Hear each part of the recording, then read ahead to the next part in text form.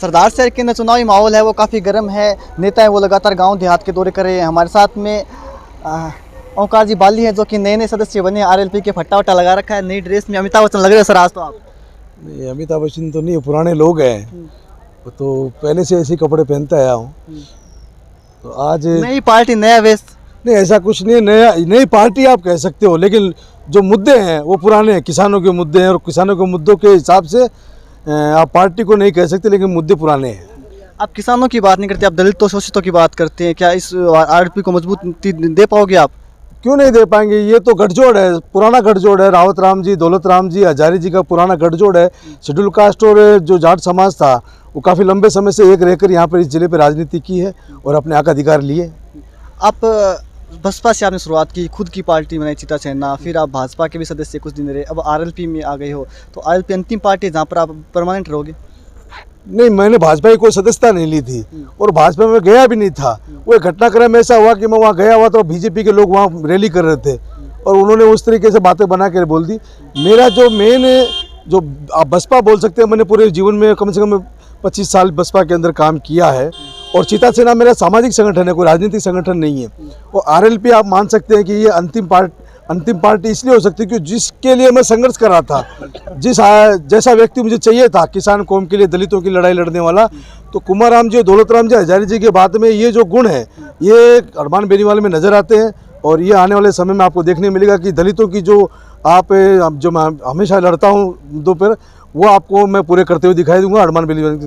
वाली साहब, आप स्टार प्रचारक बन गए हो आरएलपी के। हनुमान बेनीवाल साहब आपका मंच पर बार बार नाम लेते हैं। आरएलपी के स्टार प्रचारकों की सूची में आपका नाम है और लालचंद जी मुंड और उनके हनुमान बेनीवाल साहब के पहले आप प्रचार करे तो सम्मान मिला है आपको पार्टी में? ये बड़े हनुमान जी का बड़प्पन है। और ये जो सबसे बड़ी जो बात मैंने आपको बताई कि जो मैं चाहता था कि शेड्यूल कास्ट के लोगों को मान सम्मान कहाँ मिलेगा, तो वो हनुमान बेनीवाल जी समझते हैं कि अगर राजस्थान के अंदर राजनीति करनी है तो कमज़ोर वर्ग को साथ लेना होगा। और जो पुराने समय में हमारे नेता जो यहाँ राज करते थे, किसान नेता, वो कमज़ोर वर्ग को साथ लेकर करते थे। ये कुछ 40-45 सालों से ऐसा हो गया कि जो धन्ना सेठ आ गए और हमारी भी गलतियाँ हैं इसके अंदर, हमारे समाज की भी गलतियाँ हैं, कि किसान कौम की भी गलतियाँ हैं कि हमने अपने नेताओं का साथ छोड़कर और गैर लोग ऐसे लोगों का साथ दिया जो हमारे हमेशा खिलाफ काम करते रहे। सर, चुनाव है वो सहानुभूति के नाम पर लड़ा जा रहा है, तो इस पर आप क्या कहेंगे? आप पार पा पाएंगे इस सब चीज़ों से? विकास पीछे छूट गए।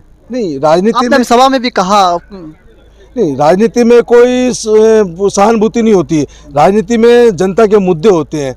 भंवरलाल शर्मा ने 35 साल यहाँ विधायक रहे।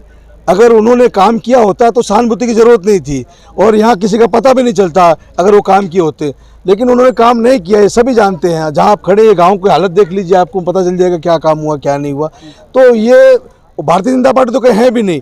मैं तो पहले से ही कहता था कि जब तक हम प्रचार में नहीं निकलेंगे तब तक भारतीय जनता पार्टी आपको दिखाई देगी। और जिस दिन आरएलपी के लोग और या किसान कौम प्रचार में निकलेगी और विशेषकर हम जैसे लोग जो पुराने कई सालों से संघर्ष करें, जब बाहर निकलेंगे तो आपको भारतीय जनता पार्टी तो खत्म हुई नजर आएगी। और मैं कल भी ये बात मेरे भाषण में कही थी कि आपको 2-4 दिन के अंदर ये देखने मिलेगा यार, नेताओं ने, बीजेपी के नेताओं ने बयान भी देना शुरू कर दिया कि आरएलपी को वोट मत दो, भले कांग्रेस को दे दो, बीजेपी को मत दो तो कांग्रेस को दे दो, हम पर आरएलपी को वोट मत करो।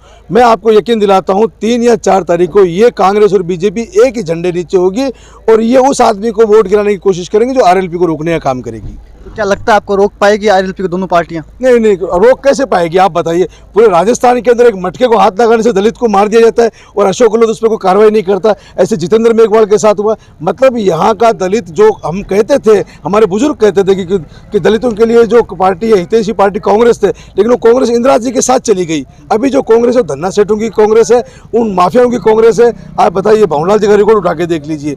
ये माफिया नहीं है तो क्या है? मैंने यहाँ कितना संघर्ष किया है, आप हमेशा मेरे को कवरेज करते हो।